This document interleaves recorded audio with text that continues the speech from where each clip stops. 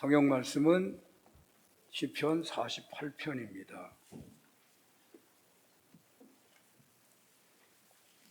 시편 48편 전부 제가 봉독합니다. 여호와는 위대하시니 우리 하나님의 성 거룩한 산에서 지극히 찬양받으시리로다. 터가 높고 아름다워 온 세계가 즐거워하며 큰 왕의 성 곧 북방에 있는 시온산이 그러하도다. 하나님이 그 여러 궁중에서 자기를 요새로 알리셨도다. 왕들이 모여서 함께 지나갔으며 그들이 보고 놀라고 두려워 빨리 지나갔도다. 거기서 떨림이 그들을 사로잡으니 고통이 해산하는 여인의 고통 같도다. 주께서 동풍으로 다시스의 배를 깨뜨리시도다. 우리가 들은 대로 만군의 여호와의 성 우리 하나님의 성에서 보았나니 하나님이 이를 영원히 견고하게 하시리로다. 하나님이 우리가 주의 정 가운데에서 주의 인자하심을 생각하였나이다. 하나님이여 주의 이름과 같이 찬송도 땅끝까지 미쳤으며 주의 오른손에는 정의가 충만하였나이다. 주의 심판으로 말미암아 시온산은 기뻐하고 유다의 딸들은 즐거워할지어다. 너희는 시온을 돌면서 그것을 둘러보고 그 망대를 세워보라. 그의 성벽을 자세히 보고 그의 궁전을 살펴서 후대에 전하라. 이 하나님은 영원히 우리 하나님이시니 그가 우리를 죽을 때까지 인도하시리로다. 아멘. 2024년도 산운교회 여름 행사가 진행 중에 있습니다. 과거처럼 다음 세대가 차고 넘치듯이 행사를 치르지는 못하지만 우리 전도사님들, 장로님들, 선생님들 중심으로 미리미리 준비하시고 함께하는 모습을 볼 때 얼마나 감사한지 모릅니다. 주변 교회들의 사정을 들어보면 다음 세대가 거의 없어 여름 행사를 자체적으로 못하는 교회가 많아지고 있는데 산운교회가 다음 세대 여름 행사를 하고 있다는데 참 감사하고 우리 교회가 오늘 설교 제목처럼 세상에서 가장 아름다운 곳 중에 하나가 된다는 생각을 또한 해봅니다. 저는 교회의 중요한 방향은 영혼 구원에 있기에 부응하는 것이 하나님께 최고의 영광이 될 것이라고 믿습니다. 그런데 경제에서 경기의 사이클이 있는 것처럼 세계 기독교 역사 속에서도 부흥의 때가 있었고 거의 교회마다 문을 닫는 그런 위기의 때도 있었습니다. 우리네 믿음은 순수하고 뜨거운 경우가 많고 우리나라의 기독교 역사는 일천에서 오늘날까지 거의 부흥하는 방향에 있었기에 교회의 사이클에 대해서는 모르는 경우가 많을 것 같습니다. 우리나라의 경우에는 무엇을 비교해가지고 설명할까 조금 어색한 면이 없지 않아 있습니다만 다른 종교를 조금 얘기해 볼까 합니다. 우리나라 2대 종파에 속한다고 한 불교를 한번 볼까요? 삼국시대 통일신라는 불교의 부흥이 있었습니다. 고려시대를 맞을 때에 전쟁을 삼국간에 치르면서 위기가 있었지만 새 왕조가 세워졌으니까 위기가 있었지만 더 큰 부흥을 맞아서 대한민국의 한반도의 불교는요 고려시대가 최고로 부흥했다고 봐야 하겠죠. 그러나 고려 말기에 가면서 그만 타락의 길을 걸었고 조선시대는 최대의 위기를 맞습니다. 거의 문을 닫았다고 해야 할 것입니다. 하지만 오늘날 보면 기독교 다음으로 강력한 종교 세력입니다. 아마도 그 큰 이유는 산골 요지마다 거점을 확보하고 있었기 때문이 아닌가 해집니다. 오늘날 한국의 기독교는 대단한 위기 앞에 놓여 있습니다. 위기의 때 중시해야 하는 것은 경제 위기 때 구조조정하는 것처럼 비대한 살을 빼는 것이 있지만 기독교는 조금 다른 차원이라고 봐집니다. 기초를 단단히 하는 것이 위기 때 해야 할 중요한 시도 중에 하나입니다. 또 초대교회, 바로 그 교회로의 회복을 시도하는 것이라고 하겠습니다. 그리고 교회의 흐름의 사이클이 수축시대라고 한다면 가능한 교회가, 그러니까 교회가 지속 가능한 교회가 되도록 하는 것이 또한 매우 중요한 방향성이 되기도 하는 것입니다. 우리 교회가 이 삼평동에서 지속 가능한 교회가 된다면 회복의 때에 다시 들불처럼 일어나는 때를 맞게 될 수 있다는 것이죠. 물론 지금도 초대교회처럼 성령 충만한 교회로 세워지면 부흥의 역사를 맞을 수 있을 것입니다. 하지만 오늘 오예배에 이스라엘이 언약궤를 빼앗기는 때가 있었는데 혹시 오늘의 시대가 그런 시대처럼 종교 지도자들의 타락을 나타나고 있다면 하나님께서 언약궤를 뺏기는 것 같은 그 심각한 일을 허용하시는 것처럼 교회를 그렇게 부흥하셨게 하셨던 하나님께서 침체하는 것도 그대로 두고 볼 수 있다는 것입니다. 그러므로 오늘날 같은 수축시대 같은 때에 가장 중요한 교회의 깃발은 지속 가능한 교회의 방향성을 가져야 한다고 보는 것입니다. 가령 줄인다고 해가지고 예배를 줄인다든지 친교를 줄인다든지 교회 학교를 통합한다든지 기도회를 줄인다든지 봉사 선교를 줄인다든지 하는 것은 어찌 보면 지속 가능한 교회에서 그 모습이 일그러져 있다고 볼 수 있는 것이죠. 교회가 기본인 예배와 교육과 봉사와 친교와 증거는 수가 적어도 계속되어져야 한다는 것입니다.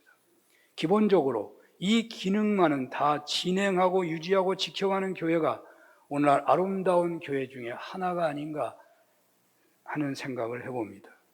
우리 교회는 얼마나 위치가 좋은지 모릅니다. 대한민국에서 아마 거의 최상의 입지를 가진 교회라고 해야 할 것입니다. 외람된 이야기일지 모르지만 경기도에서 이것보다 땅값이 많이 나가는 지역은 없을 것입니다. 모든 인프라가 최고로 잘 되어 있다는 말입니다. 만약에 대한민국 최고의 테크노밸리가 이 삼평동에 있습니다. 경강선, 신분당선까지 에서 최고의 역이라고 할 수 있는 판교역이 또 GTX 성남역도 이 삼평동과 백현동 경계에 있습니다. 최고의 공원들이 있습니다.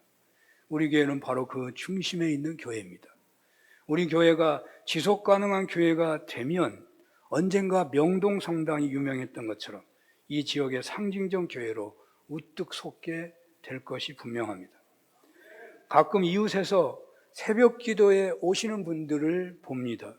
그분들의 이야기를 들어보면 새벽 기도를 하려고 찾아다녀 보는데 교회들이 문이 잠겨 있다는 겁니다. 우리 교회는 숫자가 작아도 새벽 기도가 항상 열려 있습니다. 어느 날 새벽 늦게까지 기도하다 보면 8시가 되는 경우가 있다고 믿는데 그 시간에요 젊은 청년 같은 분이 와서 기도하는 것을 볼 때가 있습니다. 저녁 수요 예배도 그렇습니다. 저녁 수요 예배가 있어서 우리 교회 오시는 분이 종종 있습니다. 숫자가 많지 않아도 지속해야 한다는 말이죠. 유치교가 있고 주일학교가 있어서 아이들을 교회에 보내는 분들이 있습니다. 우리 교회의 선교의 지평을 아시는 분들이 선교 헌금에 참여해서 점점 그 선교의 은혜를 받기도 합니다. 우리는 조금 수축되고 있지만 선교 지역은요 엄청나게 부흥하고 있습니다. 오늘 주어진 본문에서 저는 세상에서 가장 아름다운 곳 교회라는 제목을 정했는데 그것은 보편적인 교회는 언제나 피조 세상에서 가장 아름다운 곳이라는 의미가 있기에 정했습니다마는 동시에 우리 교회가 바로 그런 교회로 발전하고 성숙해져야 하겠다는 마음에서 정한 것입니다. 오늘 본문은 유명한 찬양 가사로 쓰이기도 하는 말씀이기도 하죠. 터가 높고 아름다워 온 세상의 기쁨, 저 북방에 있는 시온산 큰 왕의 성일세라는 노래가 오늘 본문에서 나온 것입니다. 경기도의 중심지, 판교의 중심 주택지 삼평동에 있는 아름다운 교회. 불이 나서 참혹한 때가 있었지만 바로 새롭게 단장한 아름다운 교회입니다. 우리 교회가 아름다운 교회라는 것은 외부에서 오시는 분들이 하는 이야기를 제가 몇 번 들었기 때문에 어느 정도 입증되었다고 할 수 있습니다.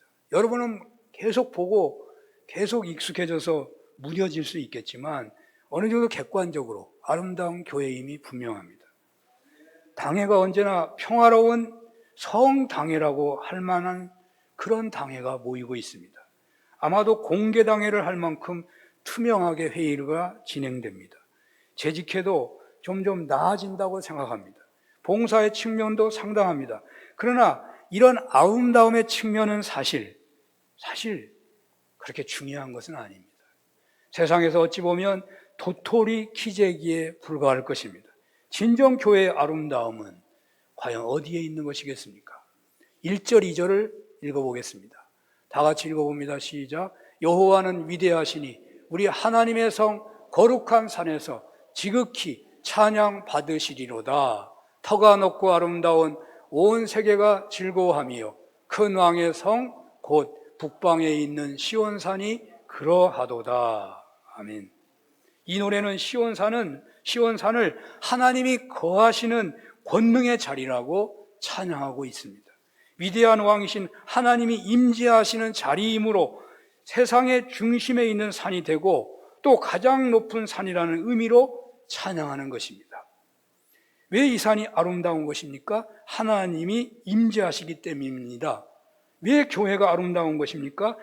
친히 교회를 세우시기 위해서 피 흘리신 예수 그리스도께서 머리가 되시고 바로 그 예수 그리스도를 머릿돌로 하여 세워졌기 때문에 교회가 아름다운 것입니다. 그러므로 우리 교회가 진정 아름다운 교회가 되려면 교회의 머리가 예수 그리스도가 되어야 하고 또 교회의 기초가 예수 그리스도가 되어야 합니다. 그래서 우리 교회 성도님들은 한 사람도 예수님은 주는 그리스도시요 살아계신 하나님의 아들이라고 고백하지 못하는 사람이 없어야 합니다. 그리고 그리스도를 증언하는 성경의 말씀을 최고의 가치로 인정하고 그 절대 권위를 인정하는 성도님들이 되어야만 하는 것입니다.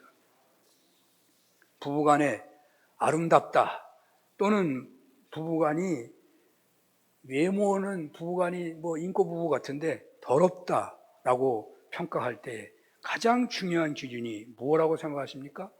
남편과 아내가 서로 간에 어떤 시험이 오나 상관없이 오직 유일한 아내요 유일한 남편이면 아름답다고 할 수 있습니다. 더럽다고 하는 것은 남편과 아내가 세상에서 대단한 명예와 부를 누리고 있다고 하더라도 유일한 남편이 아니고 유일한 아내가 아니라면 더럽다고 하는 것입니다. 아름다운 신앙인이 가득한 교회가 아름답습니다. 오직 예수님만을 유일하게 주인으로 고백하고 따르는 신앙인으로 가득한 교회가 아름다운 것입니다. 예수님께서는 마태복음 6장 24절에서 이렇게 말씀하셨습니다. 한 사람이 두 주인을 섬기지 못할 것이니 혹 이를 미워하고 저를 사랑하거나 혹 이를 중히 여기고 저를 경히 여김이라 너희가 하나님과 재물을 겸하여 섬기지 못하느니라 라고 하셨습니다. 하나님과 물질을 동시에 섬기지 않아야 한다는 것입니다. 여기 돈이란 단지 머니만을 말하는 것이 아닙니다. 세상에 머니와 관계없는 것이 없어요. 돈과 쾌락이, 돈과 권력이, 돈과 명예가 결탁이 되어 있습니다. 그래서 이렇게 이것들을 섬기면 두 주인을 섬기는 꼴이 되는 것입니다. 두 주인을 섬기지 않고 오직 한 분 예수 그리스도만을 그리스도라고 고백하는 사람들만의 모임이 된다면 진정 우리 교회는 외모만 아름다운 것이 아니라 내면도 아름다운 교회가 되는 것입니다. 또 우리 교회 공동체 성도님께서는 성경의 절대적인 권위를 인정하고 그래서 날마다 성경을 읽고 묵상하는 성도님들이 되고 세상에서의 모든 판단 기준을 성경에 두고 살아가신다면 그 교회는 아름다운 교회가 되는 것입니다. 그런데 이러한 아름다움이라는 것은 일단 외부에 잘 드러나지 않을 수 있습니다. 그렇다면 이 외부까지 드러나는 측면에서의 아름다운 교회는 어떤 교회라고 하겠습니까? 오늘 본문 3절에서 8절까지 한번 읽어보겠습니다. 다 같이 한번 읽어봅니다. 시작. 하나님이 그 여러 궁중에서 자기를 요새로 알리셨도다. 왕들이 모여서 함께 지나갔으며 그들이 보고 놀라고 두려워 빨리 지나갔도다. 거기서 떨림이 그들을 사로잡으니 고통이 해산하는 여인의 고통 같도다. 주께서 동풍으로 다시스의 배를 깨뜨리시는도다. 우리가 들은 대로 만군의 여호와의 성 우리 하나님의 성에서 보았나니 하나님이 이를 영원히 견고하게 하시리로다. 아멘. 시온산이 아름다운 것은 하나님께서 그 성을 당신의 요새로 피난처로 삼으셨기 때문입니다. 시온산이 아름다운 것은 열방의 왕들이 지나갔지만 다 놀라서 두려워서 도망했으며 그 열방의 세력들이 해산하는 여인이 고통하는 걷는 것처럼 두려워 떨게 되었고 큰 동풍으로 무적함대와 같은 다시스의 배를 깨뜨리시고 시온산의 예루살렘을 영원히 견고하게 하셨기 때문에 아름답다는 것입니다. 그렇습니다. 요새인 성이 왜 아름다운 것이겠습니까? 그 성이 어떤 외적의 공격에도 견디고 난공불락과 같으며 결국 적군을 퇴각시키는 성이 되었기 때문에 아름다운 것입니다. 여러분, 안시성이 아름답습니까? 부산의 동래성이 아름답습니까? 안시성은 수나라 100만 대군을 물리친 성입니다. 그런데 동래성은 임진난 때 외근에 의해 함락된 성입니다. 안시성을 기억합니까? 동래성을 기억합니까? 아름다운 안시성이 우리의 머리에, 우리의 마음에 있습니다. 씨름 선수의 아름다움은 상대 선수의 무릎을 꿇리고서 두 손을 들고 표효할 때일 것입니다. 교회도 일종의 성이라고 할 수 있습니다. 교회는 또 노아 방주와 같은 구원선이기도 합니다. 예수님은 교회를 당신께서 시작하신 하나님 나라 운동의 거점으로 삼으셨습니다. 하나님 나라 운동의 중심으로 삼으셨습니다. 그 하나님 나라 운동의 중심 부대가 교회 공동체인 것입니다. 그러므로 교회는 하나님 나라 운동을 방해하는 세력에게 이미 선전포고를 한 공동체이고 하나님 나라를 세상에 세워가는 것을 방해하는 악한 세력들을 대적해야 하는데 바로 그 대적들과의 전쟁에서 승리할 때의 교회는 아름다운 것입니다. 사도행전 초기에 나타난 초대교회는 대적들에게 두려움의 대상이었습니다. 사도행전 2장에서 오순절 날에 성령이 강림하게 되자 사람들이 놀라며 당황했습니다. 베드로의 설교를 듣고 우리가 어찌할꼬 탄식하며 두려워했습니다. 사도들의 가르침을 받고 서로 교제하며 떡을 떼며 오로지 기도하기를 힘쓰게 되자 사람마다 두려워했다고 했습니다.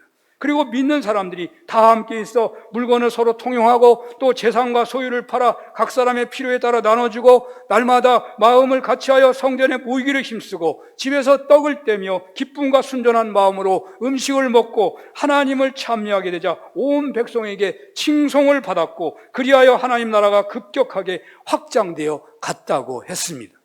아마도 오늘 본문의 현실이 바로 이 신약성경에서 찾는다면 바로 이 내용이 될 것입니다.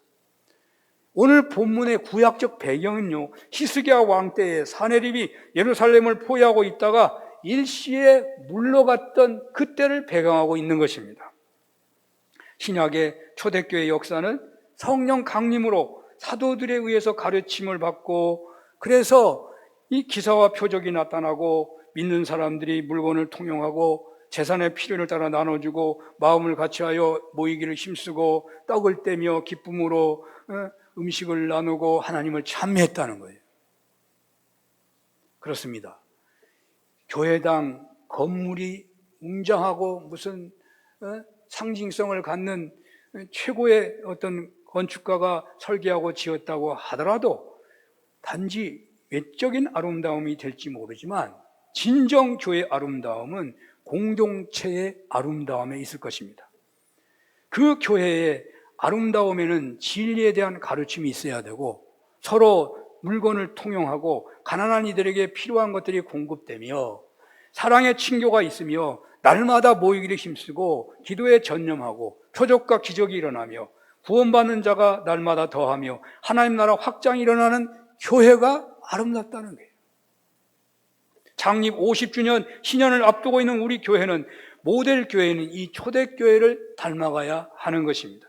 교회가 아름다운 것은 세상의 유혹과 핍박과 공격 앞에서 속수무책으로 당하고 있는 것이 아니고 예수 그리스도의 적대 세력들이 교회의 하나됨을 보고서 두려워 떨 때에 하나님 나라 운동에 쓰임받을 때에 그 교회가 아름다운 것입니다.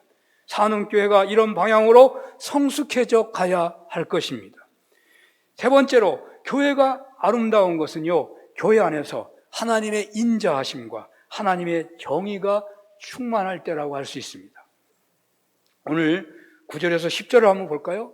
9절에서 10절 다 같이 한번 읽어봅니다. 시작. 하나님이여 우리가 주의 정 가운데서 주의 인자하심을 생각하였나이다.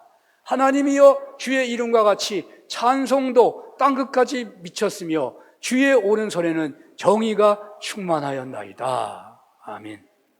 온 세계가 어찌 시온산의 산을 아름답다고 찬양하는 것이겠습니까? 그 시온산 예루살렘 성에는 하나님의 인자가 있고 하나님의 정의가 충만했기 때문입니다. 저는 어렸을 때 그 아버지가 일찍 돌아가셨음에도 불구하고 4살 때 돌아가셨는데도 아버지를 생각만 하면요 엄청 엄했다 하는 느낌이 있어요. 두려움이 있어요. 공포 같은 것도 있어요. 얼마나 무서웠는지. 근데 요즘 30대 젊으신 부모들을 보면 그 인자함이 얼마나 대단한지 깜짝깜짝 놀랍니다. 어떻게 저렇게 참을 수 있는가? 저렇게 해도 아이가 과연 옳고 그름을 분별하면서 예의 바른 그런 자녀로 자라갈 수 있을까 하는 생각이 들 정도입니다. 엄하기만 한다면, 반대로 인자하기만 한다면 결코 그 자녀가 바르게 자랄 수 있을 것이라고 할 수 있을까요? 정의만 있거나 혹은 인자만 있다면 리더자로서 우리가 그 리더자에게서 유익을 얻을 수 없고 어느 누구도 그 아름다운 지도자라고 말할 수가 없는 거예요. 인자한 사람이 당장에는 좋아요. 잘해주니까. 그러나 나중에 지나고 나서는요 배운 게 하나도 없어. 그렇게 할 것입니다. 그리고 그 사람도 나태해지고 마는 것입니다. 하나님의 성전의 아름다움은 그 중심에 하나님의 인자가 있고 또 그 중심에 겹쳐서 하나님의 정의가 있기에 아름다운 것입니다. 교회의 아름다움에는 아무리 불량하고 파렴치하고 폐륜하나 할지라도 그 탕자에게 향하신 하나님의 인자하심과 그 영혼을 구원하시고자 하시는 하나님의 열심이 특별하게 나타나는 데에 있는 것입니다. 그런데 그런 은혜만 있는 것이 아니라 정의가 충만하여 찬송가의 가사처럼 약한 자 힘주시고 강한 자 바르게 하시고 추한 자 정케하고 압박이 있는 곳에 자유와 해방을 주시는 정의가 충만하기에 아름다운 것입니다. 그렇습니다. 저는 교회가 세상에서 아름다울 수 있는 것은 세상을 향하여 하나님의 인자하심을 드러내야 하고 동시에 세상을 향하여 하나님의 정의를 드러내기 때문에 아름답다는 것입니다. 오늘날 교회가 추하다고 욕들을 하는 경우가 있는데 그것은 세상을 향한 인자하심이 부족하고 또한 세상을 향한 정의로움이 수준이 낮기 때문이 아닌가 생각합니다. 이 수준을 높여야 하는 것입니다. 보통 사람들은요 1.1 이런 얘기 한 유명한 사람이 있는데 제가 이름이 갑자기 생각이 안 나네. 1.1, 1.2만 되면 남보다 우리는 더 인자하다고 생각한다는 거예요. 남보다 내가 1.1만 정의로우면 나는 정의 없다고 생각한다는 거예요. 자기는 그렇게 생각할지 모르지만 다른 사람은 그렇게 보질 않아요. 도토리 키재기라. 저 예수 믿으니까 조금 나은가? 그리고 끝이에요. 1.5 이렇게 돼야 한다는 거예요. 그 인자하심이 그냥 볼 때나 안 볼 때나 그냥 보통 때나 심각한 때나 그 인자하심이 풍성해야 진짜 인자가 나타나는 거예요. 정의도 똑같습니다. 손해를 보는데도 정의를 말하고 위기가 닥쳤는데도 정의를 말할 수 있어야 한다는 말이죠. 그래야 인자와 정의가 충만한 사람, 충만한 교회라고 말할 수 있다는 거예요. 세상의 교회에서 외면당한 사람은 한 사람도 없어야 돼요. 어떤 파렴치한 죄를 졌다고 하더라도 교회의 사랑의 품에서 외면될 수 없는 거예요. 그러나 아무리 세상에서 위대한 사람이라 하더라도 정의, 하나님의 말씀에서 벗어났다면 교회는 책망할 수 있어야 하는 거예요. 정의가 있어야 한다는 말이죠. 하나님의 열심은 온 인류를 구원하시기 위하여 독생자 예수 그리스도를 보내시기까지 하셨습니다. 하나님의 열심은 인자하심의 열심이셨습니다. 이 세상을 위하여 독생자를 주시기까지 하시는 사랑의 열심이었습니다. 그러나 하나님의 열심은 인류의 죄를 심판함이 없이 용서하실 수가 없으셨기에 그 참혹한 십자가를 지시게 하시는 정의의 열심으로도 임하셨습니다. 독생자를 주시기까지 하신 인자하심만 하늘을 두루마리 삼고 바다를 먹물 삼아도 다 기록할 수 없는 사랑이라고 노래한다면 그건 절반의 노래인 것이에요. 이 독생자를 주시기까지 해서 또 하나 하나님의 정의가 큰 바다와 일반이라고 한 것처럼 친히 독생자를 죽이셔야 하는 그 아픔이 얼마나 크셨겠습니까?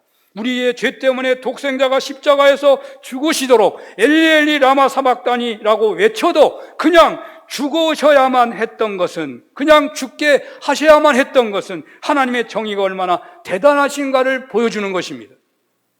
우리 교회 공동체에 바로 이러한 인자하심과 정의가 충만하기만 한다면 우리 교회는 진정 영적으로, 현실적으로, 정치적으로도 이 시대의 삶의 중심으로 자리하게 되는 것입니다.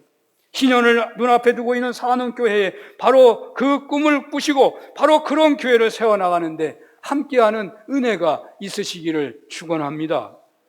끝으로 아름다운 시온산을 노래하던 시인은 바로 이 아름다운 시온산 예루살렘 성을 돌면서 둘러보고 살펴서 후대에 전하라고 당부하고 있습니다. 12절에서 14절을 다 같이 한번 읽어보겠습니다. 시작. 너희는 시온을 돌면서 그곳을 둘러보고 그 망대를 세어보라. 그의 성벽을 자세히 보고 그 궁전을 살펴서 후대에 전하라. 이 하나님은 영원히 우리 하나님이시니 그가 우리를 죽을 때까지 인도하시리로다. 아멘. 왜 거룩한 산 시온산이 아름답고 온 세계가 시온산을 예루살렘 성을 즐거워하게 되는 것입니까? 후대에 길이길이 전할 만큼 귀한 것이 되기 때문에, 후대에 하나님이 인도해 주시는, 축복해 주시는 은혜가 그 시온성에서 임하기 때문에, 그래서 죽을 때까지 하나님께로부터 영원히 인도받기 때문이라 하겠죠. 그런데 그 말만 있는 게 아니에요. 뭐라고 말씀하십니까? 시온산 예루살렘 성을 돌면서 그것들을 둘러보고 그 망대를 세어보라. 얼마나 아름다운가 그것만 보는 게 아니고 제대로 망대가 서 있나 보라는 것입니다. 성전을 돌아보라는 것입니다. 그 성벽을 자세히 보고서 후대에 전하라고 말하고 있는 것입니다. 어떻게 하라는 말이겠습니까? 여러분 산원교회를 돌아보십니까? 산원교회가 지속 가능한 교회가 될 것이라고 그냥 믿고 있는 것입니까? 어쩌면 교육과 친교와 성교와 봉사와 예배가 온전하게 되고 있는지, 교회학교 예배가, 교회학교 여름 행사가 제대로 되고 있는지 돌아보고 살펴보고 기도하고 있느냐 그 말입니다. 창립 50주년 희년을 앞두고 주님께서는 후대에 길이길이 남을 만한 교회 공동체를 세워서 지금부터 후대의 시대가 계속되는 시간까지 영원히 하나님께로부터 인도함을 받으라고 말씀하고 있는 것입니다. 이런 은혜가 충만한 교회 공동체를 세우는데 함께 하시고, 그러므로 인하여 죽을 때까지 영원히 하나님께로부터 인도하심을 받으시기를 축원합니다. 기도하겠습니다. 시온성과 같은 교회, 삼평동에 사는 교회, 초대교회 같은 교회, 예수님 머리 되신 우리 사는 교회, 세상 사람 비방에도 인자와 정의가 충만하고 환난과 핍박과 경랑 속에서도 주님 오실 때까지 영원하여 하나님의 축복과 인도함을 받는 사는 교회가 되게 하여 주옵소서. 예수님 이름으로 기도합니다. 아멘.